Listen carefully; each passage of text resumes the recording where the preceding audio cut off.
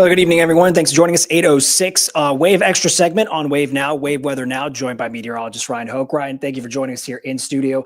Something to discuss. We've got our eyes on, and thankfully viewers alerted this to us too. There's a little bit of flooding happening right now in Elizabethtown. Hopefully, for folks who are tuning in, wanting to check in with us, that you're staying safe. As far away from the water as physically possible. Maybe you're home already, Ryan, or you've been thinking about going back home, but there may be some parts of town where it's just maybe not worth the risk at the moment, but you've been following radar just to get a better idea of what it is happening for folks down there. So walk us through it. Yeah, so we've got major problems right now in just parts of E-Town. It's not the whole city. Sure. Let me show you the maps, what we've got up here, and you'll notice that the radar shows us that we've got the flash flood warnings that do continue across parts of Hardin County at this time. This flash flood warning goes until 9:15 p.m. Look, this has been a pretty significant situation, folks. We have been talking about 8 vehicle water rescues. We've had at least 1 or 2 apartments where water has come up to the apartment. They've had to rescue folks out of there. Got water washing over intersections. We always say it, but we really mean it. Turn around, don't drown. You'll see that flash flood warning is not only observed, meaning the National Weather Service has confirmation that this is ongoing, but it's considerable, meaning that flash flooding risk is higher than a baseline flash flood warning. Now, they're getting some rain in E-Town right now and much of Hardin County at the moment. This is not as heavy as it was before. It's hard for this training to last a whole lot much longer past sunset here because we're losing some of the heating of the day that keeps this going. But look at some of these radar estimated rainfall totals here, nearly 6 inches in E-Town. And this is over the last, say, 2-3 hours or so. Near Eastview, 3.3 inches. Breckenridge County, near Hardinsburg, about 4 inches of rain. What I'm going to do now is kind of pivot over to the Kentucky Mesonet gauges there. And you'll see that those gauges don't necessarily pick up the intensity of the very isolated bands of rainfall here. They're only showing like an inch, inch and a half in the last 24 hours. And that's simply because the rain hasn't exactly hit those gauges. The reason why all of this is happening is twofold. One, we've got a super muggy, humid atmosphere over us right now. It is tremendously humid.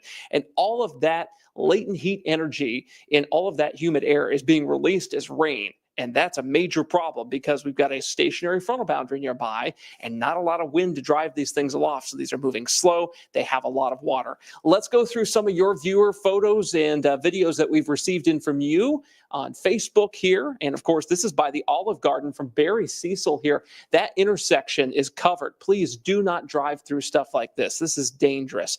Here's another one from Stephanie Walraff there in E-Town. And you see, I had to zoom in on this, that the vehicle is stranded in water in kind of a low part of that street that she's on there. If you look very closely above the vehicle, you'll see what looks like neon green. Those are firefighters and first responders on the scene. There's a fire truck back there. So they have responded to this scene here. This was about an hour and some change ago when this happened. So hopefully that water's gone down a bit.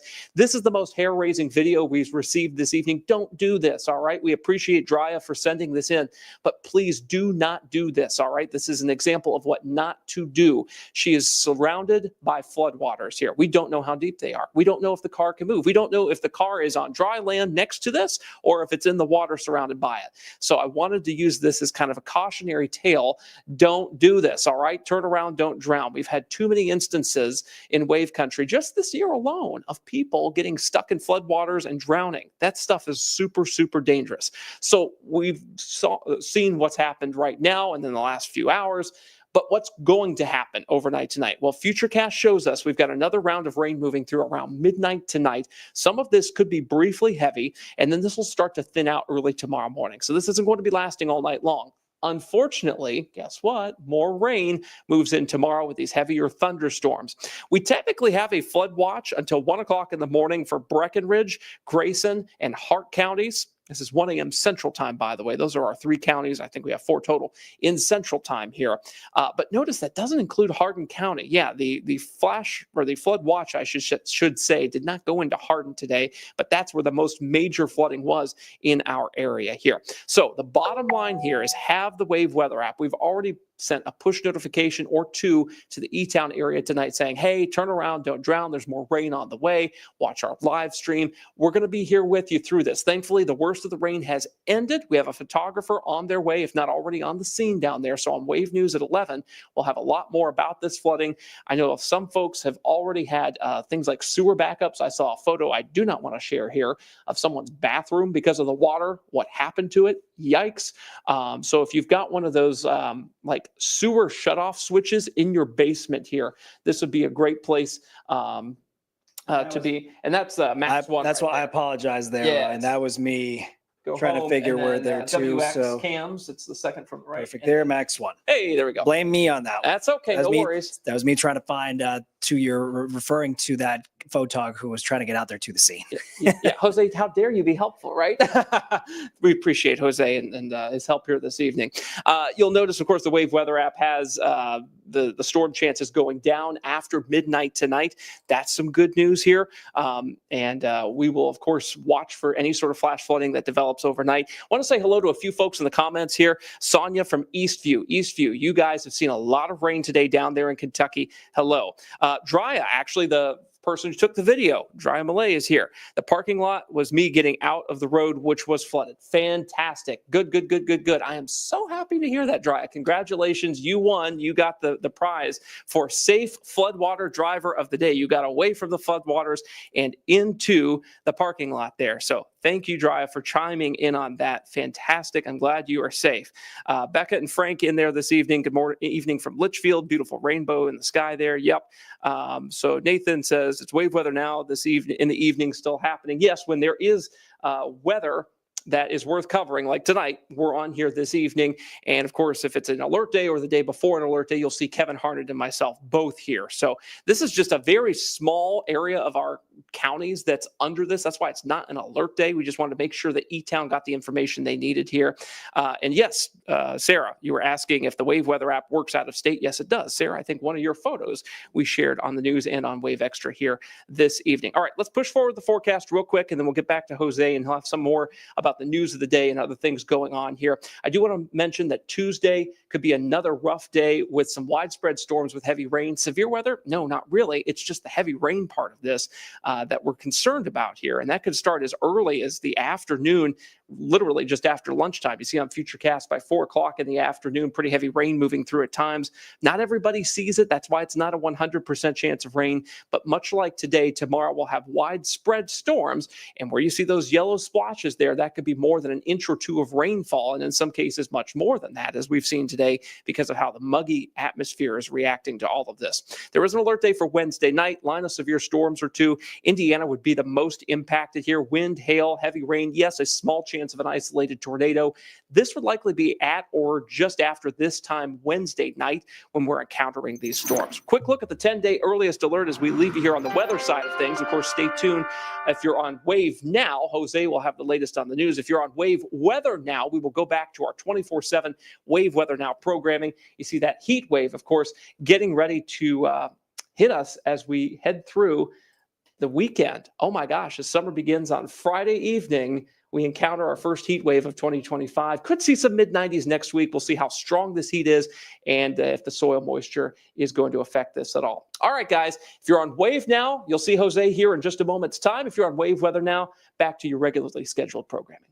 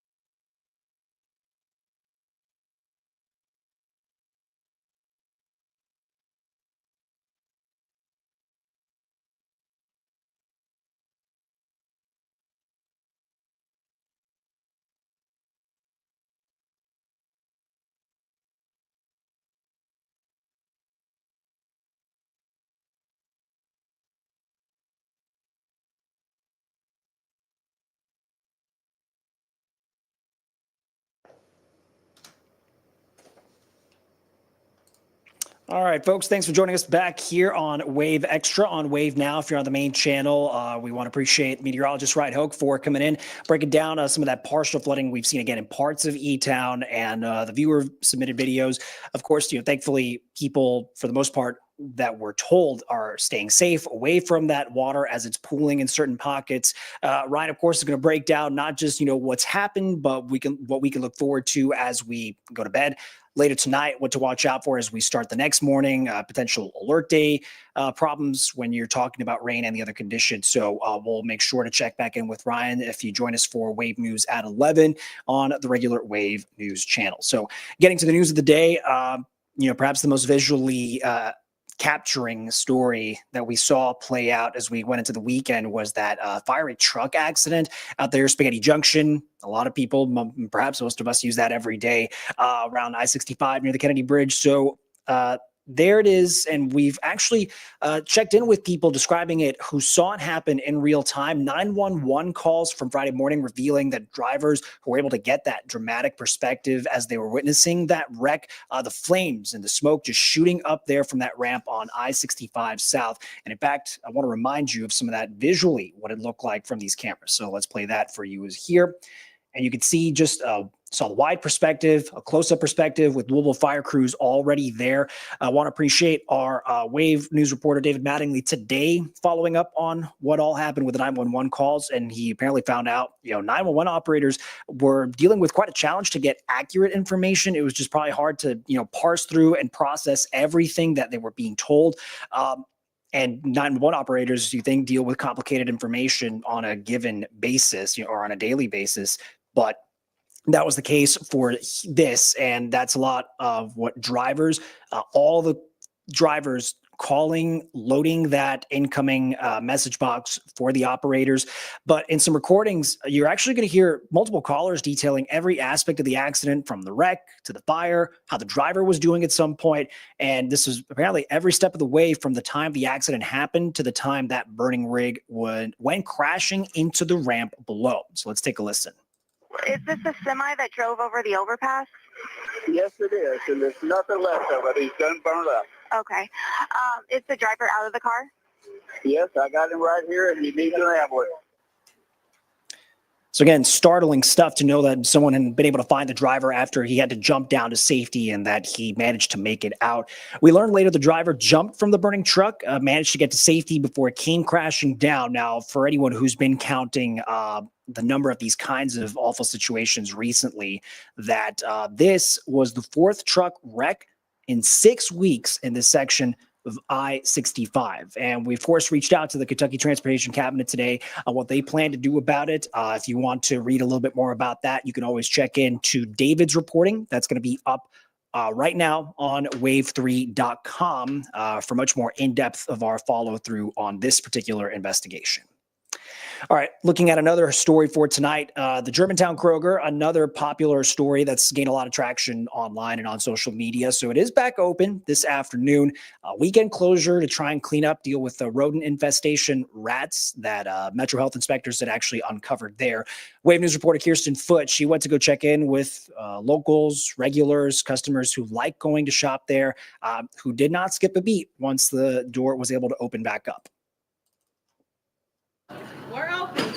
Yes. This isn't a Black Friday shopping scene. Given the fact that this community tends to shut down during a snowstorm, we were completely capable of taking on the rat storm.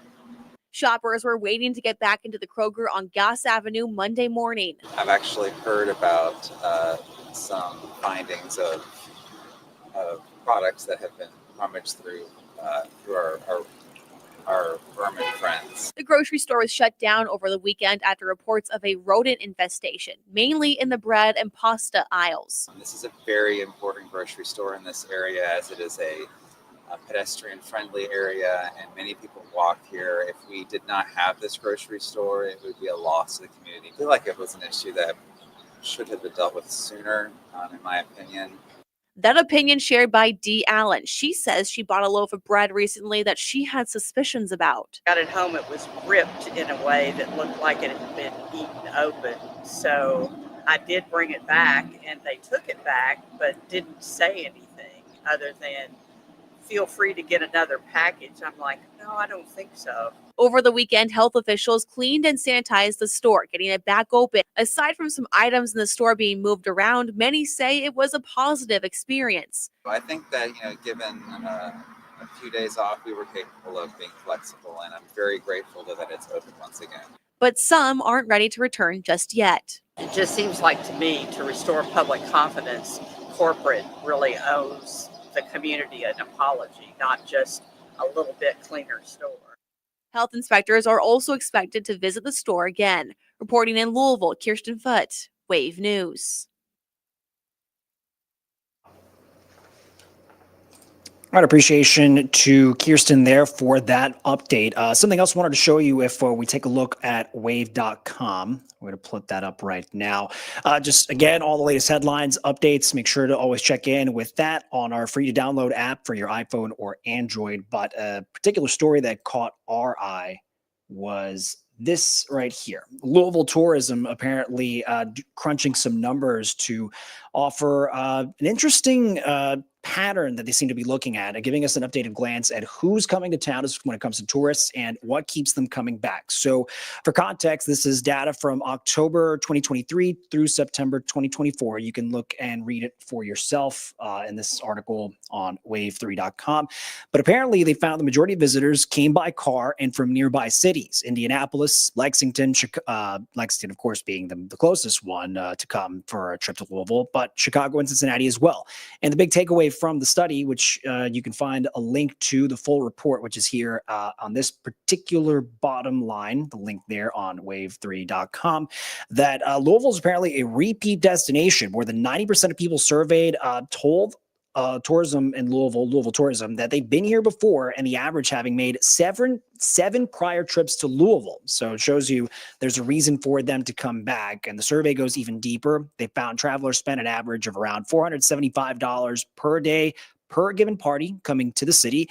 Dining out was apparently the most popular activity. And then in the ranking list, you can go into the full report for yourself. Shopping, visiting museums, exploring the local parks. So again, you can read the full report for yourself. Just scroll all the way down to the bottom here on this article on wave3.com. All right, coming up, we're going to take a quick commercial break and provide more updates for you and headlines and stories. And stay tuned for an in-studio interview with an epidemiologist, local professor at UofL, who's an expert on lead prevention and abatement and the public health outreach that he is taking care of. We're going to take, again, a quick commercial break right here on Wave Extra.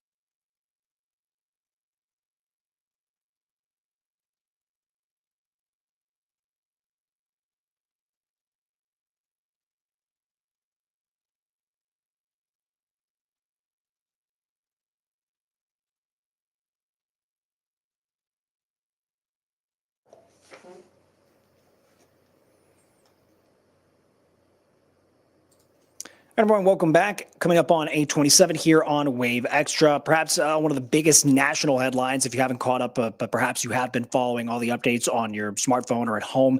The biggest, most intense manhunt in Minnesota's history, some leaders had said, because overnight, federal agents, state, local police captured that suspect from a politically motivated assassination over the weekend. A state lawmaker and her husband, again in Minnesota, were killed inside their home. A colleague of hers and his wife, they were severely wounded in a separate attack, but they did survive.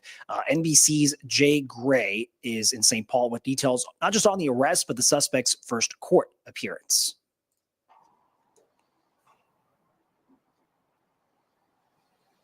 Good evening. And the man accused of shooting two state lawmakers and their spouses was in court for the first time today on charges of murder and stalking. I want to give you an idea of what's going on here at the state capitol in St. Paul. And you can see there is a memorial that has been growing throughout the day. Really, people started showing up before the sun came up today, leaving flowers, leaving flags, notes, and signs. And as this day unfolds, we do know a lot more about the suspect, 57-year-old Vance Belter. Federal charges, including murder, stalking, and weapons charges, now make him eligible for the death penalty. He is also being charged by the state with murder and attempted murder.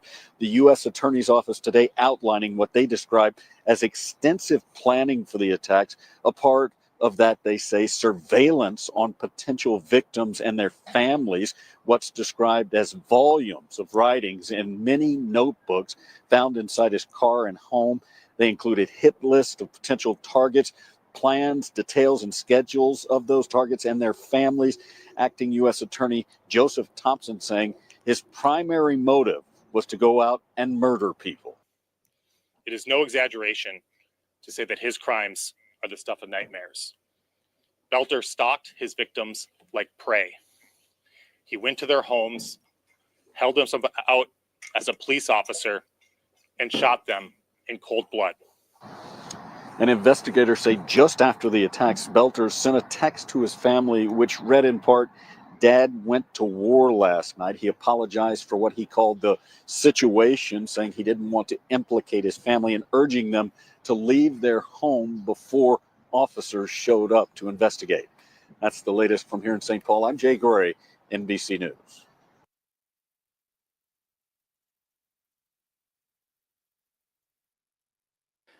All right, everyone, thanks for joining us for this segment of Wave Extra on your Monday night. Appreciate you joining us and having an in-guest in-studio interview with us. I'm joined by Dr. Brian Gwynn.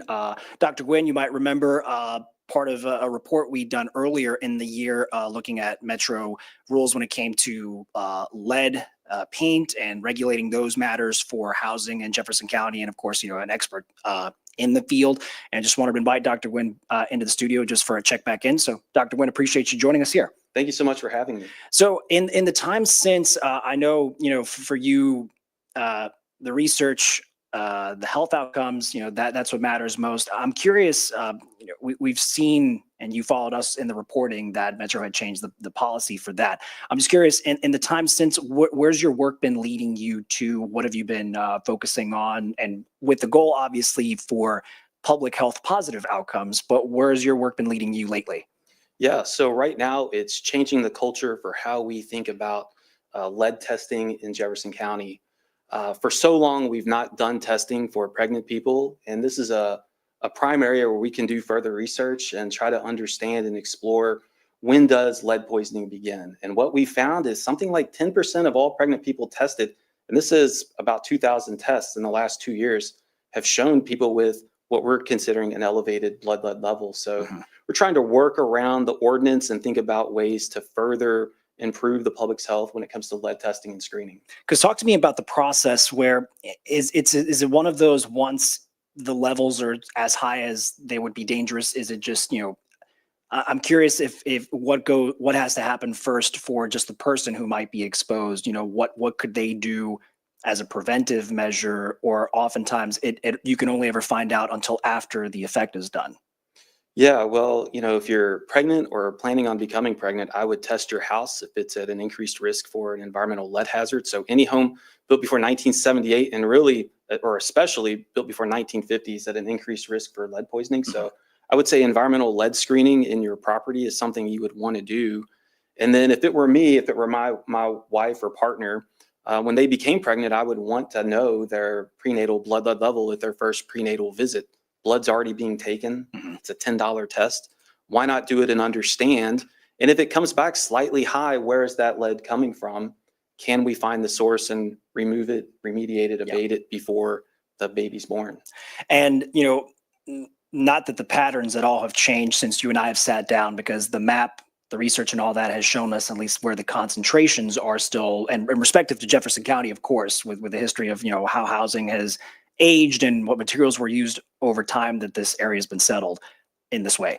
But the geography of where those concentrations are have not changed, if I'm not mistaken, right? No, not at all. It's still the same area from Portland down to Shively, from Shawnee over to Smoketown. If you draw a big circle there, unfortunately, kids that live in those communities are more than 9 times more likely to be lead poisoned compared to kids that live elsewhere in the community. And that's just an untenable reality that we have to solve here.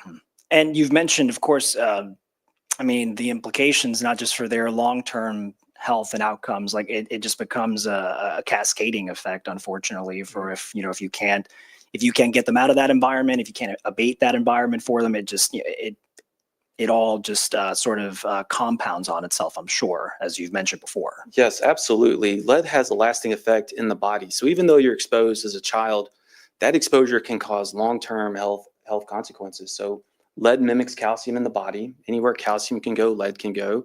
One of the organs that loves calcium is the brain. So we're primarily interested in how lead interacts with the brain and causes damage. So lead can get inside the brain cells and disrupt how calcium is utilized.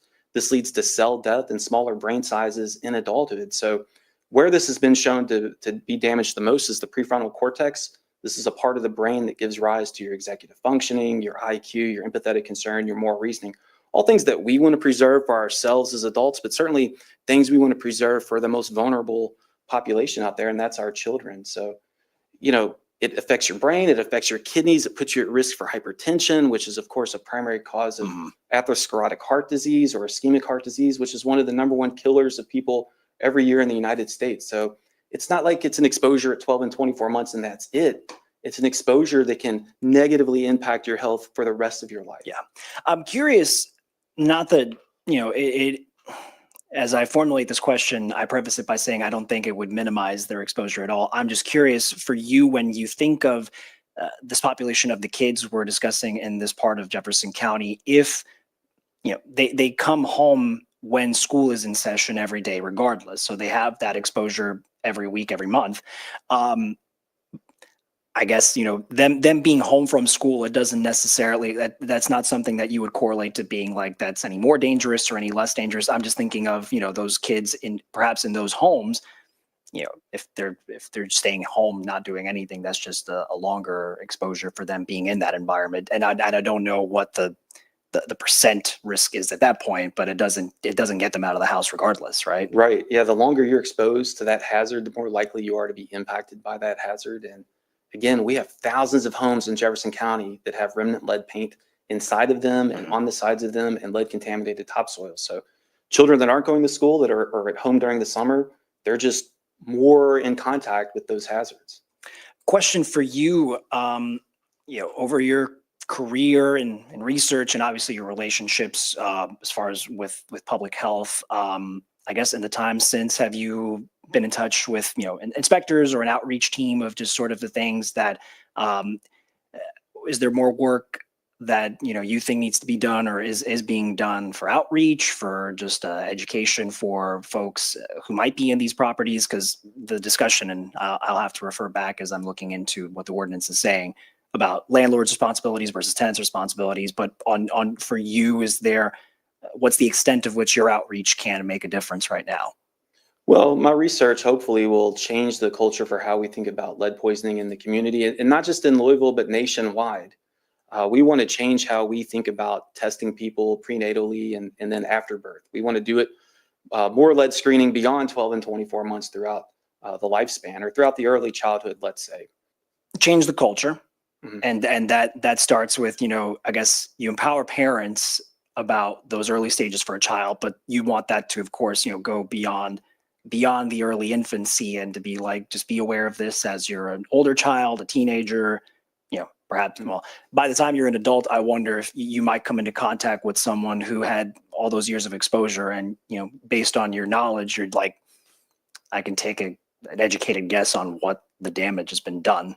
And so in your mind, it's saying like, well, if we pass this down to the next generation, well, that's greater knowledge, greater empowerment, greater health outcomes at that point. Yeah, certainly. Anytime we can educate people and remediate and abate properties, that's a good thing. If we do nothing, the lead is going to be here for another 100 or 200 years. It's not going anywhere. It's a heavy element. It does not blow in the wind. It does not move around. I was curious, like, at what point, like, what is, I guess I'd call it a half-life, or the life at which it starts degrading and it's no longer a hazard concern? It takes that long, or is it always a hazard concern? Yeah, it's, hundreds and hundreds of years when we're talking about degrading lead down to something different, or at least being covered up and going away. In the body, the half-life's about a month. Okay. Yeah. I'm curious, and this may be a question I might have more for public health when I reach out, if, but inspectors, it can only do so much. Again, you and I were discussing, like, when it is they're called upon to provide the checks and provide the knowledge. I guess, are there any other community partners you see playing a role in this, as far as getting to the best possible health outcomes in the interest of public health? Yeah, there are a number of community partners, and actually Louisville's very blessed to have members in our community that are concerned about this issue. We have family health centers doing a tremendous job with lead testing pregnant people. We have March of Dimes, which is supporting that effort. We have Metro United Way, which is supporting that effort. And then we have the University of Louisville that's supporting that effort. And there are others. Norton Healthcare is also a part of this. So there are people in the community in this lead-free space that are interested and concerned about our children and doing what they can to make the public's health better. Right. Now that I think about it, and just so you know, the context of where I'm coming from is, just last week we'd heard Norton reveal this massive investment in the second pediatric hospital in J-Town. Not that, of course, I'm sure there would be specialists if someone came to them for acute lead symptoms for treating there. I'm just curious if you've seen, based on, I know you're focused on the research, is this a problem you can find to a similar degree in other parts of Kentucky? How much you talk about changing the culture nationwide. Are there those pockets you've seen in other communities? Maybe they are kind of our sisters or similar to us, and saying those places are going through the same health risks, and there should be some investment to help change their outcomes likewise. Yeah, for sure. They call lead poisoning the silent epidemic in the United States, and that's because most major cities east of the Mississippi, Louisville, Cincinnati, Chicago, Boston, Philadelphia, DC, and others, have similar issues with pre-1950 housing and remnant lead paint. So there are hotspots all over this country. So any city in Louisville that had homes built before 1978, I don't care how small of a town it is, as it increased risk for having lead in that property.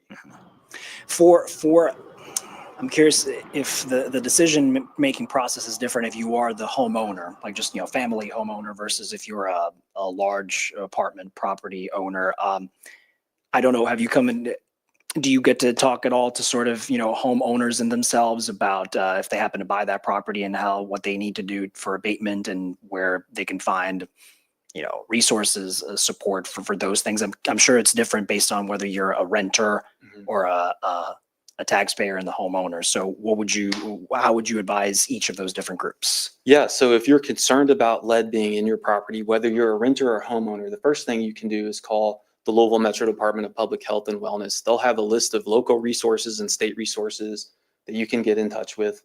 There's the Lead-Free Louisville that you can contact. There are certain criteria that need to be met for those services, but certainly anybody can call and ask if there is an opportunity for them to engage in those resources.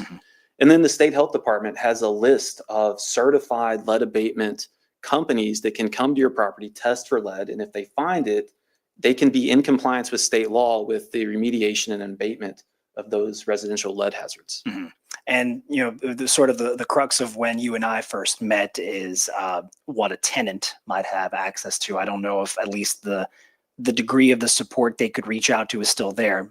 What changed is perhaps who makes a call first and at what point. But to say that tenants still have some resources available to help them, it's I don't think that's been lost in the shuffle. I don't think. Correct. Yeah, tenants can still reach out to the health department, to Lead Free Louisville, to the state, and request resources. Certainly.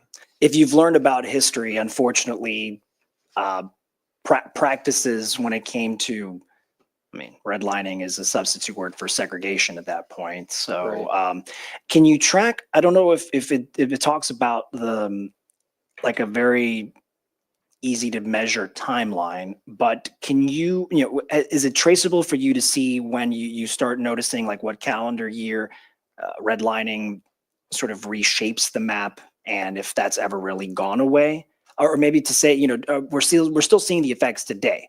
That is true. Absolutely. Is there any difference in the way it's appearing to a researcher like you, as far as like the characteristics of redlining behavior? Are those still the same in housing and access? What is that? Yeah, so unfortunately, during the 1930s, 40s, and 50s, there was the Homeowners Loan Corporation, which allowed for the systematic discrimination against Black Americans. And it disallowed for the investment in home improvement loans in Jefferson County and other cities. And because of that, homes fell into disrepair, which resulted in chipped and peeling paint and the dusting of lead paint, and community members were impacted. We are absolutely still seeing those effects in our community.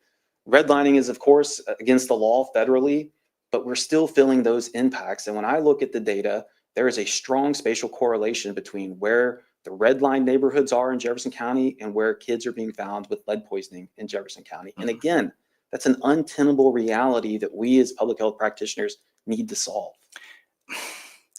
I'm curious if that requires as much pressure and advocacy on your part as it is pressure for local policy decision making, state policy decision making. I mean, obviously at a federal level, like, you can no longer allow this to go on. That doesn't mean that the consequences of that practice still aren't there. Do you see short-term solutions or approaches to kind of help these neighborhood pockets in particular right now? Yeah, I think the only way we're going to get to a point where these neighborhoods are free and clear of lead is to really invest into developing these neighborhoods. I have a colleague at UofL named Dr. Gabriel Jones. He's amazing. One question he always asks his students every year is, if you wanted to guess how long someone's going to live or how healthy they're going to be, what question would you ask them or their parents? And you get things like socioeconomic position, family history, genetic profile.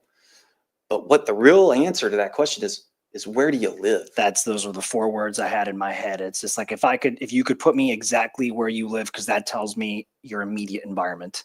It does. House and perhaps any other polluting circumstances around them, right? Right. And we know people that live in these historically redline neighborhoods, these lead contaminated neighborhoods, live on average 13 years less than people who live 8 miles away in St. Matthews. How is that? Why is that? Why do we allow for that? It's serious questions to ask. For you, as you and your team continue doing the research, is this one of those things, sharing information and advocacy with those who pull the levers of power? Is that that seems to be once you're doing the crunching the numbers, looking at all the data, is that the way to make a difference is by building that relationship and perhaps leaving these persuasive arguments for policymakers, right? Absolutely. It's storytelling. That's what it comes down to. Taking the data, telling a true story about the real harms that are happening to our children and their children and their children's children if we do nothing. 11,000 kids have been lead poisoned since 2005. That's a shame. 11,000 more is a sin, and that's something we must avoid in our community. And when you say that 11,000, we're talking about here at home, here right? in Louisville. Who's to say how that expands further out? But just think about it in a context of I'm trying to picture an entire, I don't know, multiple schools of kids worth of kids, classes worth of kids. Yeah, every year 400 kids in Jefferson County on average are found with a blood lead level greater than or equal to 3.5 micrograms per deciliter, the current CDC threshold for dangerous blood lead levels. We're going to take a quick commercial break. We'll be right back. Appreciate Dr. Gwynn for your time. We'll be right back.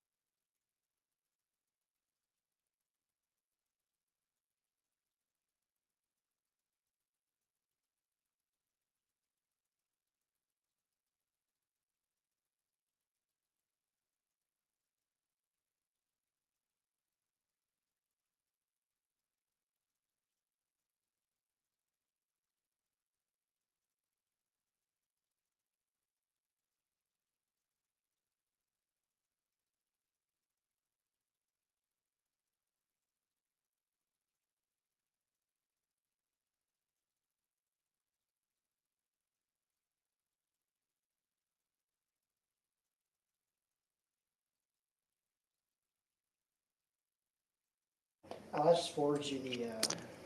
All right, folks, thanks for joining us again. 847 here on Wave Extra. So what you're looking at right now is a live picture from our crew out in Elizabethtown, and he checked in with me, letting me know this is his view of West Poplar Street. And you could see whatever part of the road was there to connect the pieces that are dry. It's underwater right now, and we're taking a look, wider perspective. In fact, at some point, I'm going to ask the camera if you can. You see a pool noodle had floated away right there. If you saw that at the bottom of your screen, and what looks like to be someone's yard there. There we go. That's a much closer view of the pool noodle. And so, just shows you the amount of rain that's fallen there in a relatively short amount of time. But meteorologist Ryan Hoke letting us know that, it has been a serious concern. Where at pools like this, again, a reminder, turn around, do not drown. You don't know what that water damage will do to the car. If anyone, for instance, we don't know if they would be trapped inside of that house, but they're elevated to the point where the water is not high enough to get into the foundation and seep into the floors. So that's good for them. Just some update notes for you, since our team's been reaching out to emergency management in Hardin County. We're being told St. John Road area and downtown E-Town was hardest hit. A lot of rescues there. We're told actually to call back in an hour. The water is largely receded on St. John, but there's still apparently some rescues operations happening. Just that E-Town Fire doesn't exactly know where right now. E-Town Police letting us know there's an apartment rescue taking place at Almondwood Circle at Hunter Lane. So if anyone you know or you're there right now, you happen to be there, E-Town Police trying to send someone to help you out, an apartment duplex situation. And so as that progresses, hopefully the water is able to recede. We'll get more information to you on all the available channels, of course, here on Wave Now, Wave News, Wave Free App, and wave3.com. Okay, bring you back here in studio to preview what's going to come up, our investigations and our reporting in Wave News at 11, joined by reporter Logan Perrone. And I appreciate Logan kind of giving us a visual. If we can pull this up here as I'm preparing a different feed. Logan, so I'm going to bring you back. But I'm going to show you this because this is just a representation of what he's looked into. It's a Reddit post originally, right? Yeah, so it is a post on Reddit, and the first thing that catches your eyes, you're going to see right here, there's a photo of a silver car. Now, this is at the intersection of Bardstown Road and Eastern Parkway. I'm just going to read to you some of the posts that got shared. Essentially, this was posted yesterday. It said, "Today for Father's Day, my husband, baby, and I went to Bardstown Road for lunch and a nice walk. They were standing on the corner of Bardstown Road, Eastern Parkway, near the Qdoba," if you guys are familiar with that. And a couple of teenagers shot at them from this vehicle. It was with BBs and pellets, so not an actual firearm, no bullets, but again, scary nonetheless. I mean, look, if I was in that situation, I would also be. And given the context fearful, with yes. Mom saying what's going on, you'd be terrified as well. Right. And Mom says she has the baby straddled to her, one of those baby holders. So the post goes on to say, "Several of those pellets hit my husband in the face right above the eyebrow." So he was almost struck in the eye. Several hit her in the back. They said they believe the 10-month-old was not hit, thankfully. But again, they said they called police. We did reach out to LMPD about this. They said not a lot, but they did say that our 5th Division did take a call for service at that address. That was around 3:30 yesterday. Again, they said unknown male in a passenger vehicle for some unknown reason shot at 2 individuals with a BB gun, striking those people. They don't know what direction they fled. They said they did take a report. Now, I did ask LMPD. We actually asked them in our original request to them, Sure. Are you looking for the attached vehicle to this incident? They didn't answer that question. So I have since again asked them, hey, are you looking for a specific vehicle, if they could provide that description for us? But again, if we can just show that photo, Jose, I mean, this is the one that. And we've got that right up for Yep, you, Logan. there we go, So there you we see, and this particular car looks like it's got some exterior damage. It's missing a rim cap right there. There's some other descriptors perhaps on this car, at least it gives police a lead. Who's to say? Back to the bottom of that post, my husband also believes the plates may have been Indiana, and they may have had that American flag design that we do see for some of the Indiana I'll plates. highlight this part, at least based on the eyewitness account, at least. Yes, we just got to watch the one post comment sure. below that. Yeah, we can't show you some of the comments. They do have some choice words in there. Some posting websites, there's a Gotta be freedom. There's a careful. freedom to express yourself. We're gonna try not to show you that. No. But I did actually get to read through some of those comments, Jose. And so some of them did say, hey, this happened to me Sunday as well, just in a different location. I saw Taylor Boulevard. I saw north of Iroquois Park. So I did see a few other locations. And one actually said that this happened to them in Smoketown. Another commenter said this happened to them in Smoketown weeks ago, but they said same car. Really? So I had asked LMPD, hey, can you, has this happened before? Do you guys have a car, same description, same incident? And I specifically asked about Sunday. No specific addresses in the comments, however, so that kind of made it harder for police to say, hey, yeah, this happened. I don't have a specific address to give them. So we fortunately were able to talk with the couple that this happened to, and luckily no serious injuries for them. But they did ask us to remain anonymous just because, they don't want any retaliation. Sure. One of them said they work a public facing job. So they were willing to share their experience with us. Clearly some people in the comments say they've experienced this too. So we'll have more on that. And again, more from Bardstown Road later on Wave News at 11. All right, we're looking forward to it. So again, make sure you tune in. Logan will have much more time and, ability to kind of get into the nitty gritty explaining. And of course, share what this couple who, of course, want to protect their own safety if they feel like, and perhaps they're finding some sympathy perhaps, or just someone to connect with, at least based on what you found in the post, Logan, that there are others claiming pretty similar experiences and scary things as they're out, out and about on the road. So again, look forward to hearing what Logan breaks down for us tonight at 11. Once that's ready, of course, we'll send you the updates, push alerts to your phone, your favorite device. You can always connect with us in that way. And I will wrap up tonight. Perhaps if you wanted to let us know if you've encountered or experienced something similar to what this couple did with just feeling like you heard BB pellets and bullets come out of nowhere, let us know. It's something we can build out and further investigate with troubleshooters and just the night team. We'd love to be able to connect with you if that's something you want to reach out for. You can reach out via email, give us a phone call. We'll make sure to follow up with you. So that is going to do it for us tonight here on Wave Extra. Appreciate you as always. And don't forget, Logan, myself, Ryan Hoke, providing you the latest on news and weather tonight at 11. So thank you, folks.